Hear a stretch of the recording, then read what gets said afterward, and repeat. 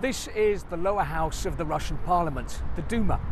It isn't one of Moscow's most famous landmarks, and yet what happened here today says so much about what's happening now in Russia. It was a very dramatic day at the Duma, and much of that drama unfolded outside the building. When I came down here earlier, I witnessed clashes between gay rights activists and anti-gay campaigners. The gay rights groups were shouting things like, "We should have the same rights as everyone else." Their opponents responded with cries of "Moscow is not Sodom" and calls on the police to beat up homosexuals. At one point, the violence spilled onto Moscow's main shopping street, with the gay rights activists quite literally being hunted down and attacked.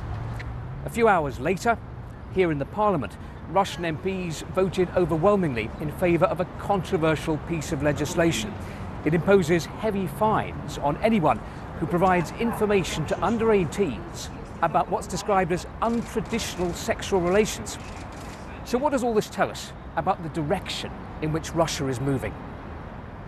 Well, first of all, it shows that the Kremlin, which continues to dictate all policy here, is growing more conservative. Vladimir Putin may be the first Russian leader in 300 years to announce he's getting a divorce, but he's actually made traditional family values, marriage, children and the church, a cornerstone of his third term in office. It's almost become the state ideology in place of communism. And liberal values, whether political, social or sexual, have no room in this very conservative outlook. And this worldview goes down very well with many ordinary Russians. I witnessed an interesting conversation today outside the parliament.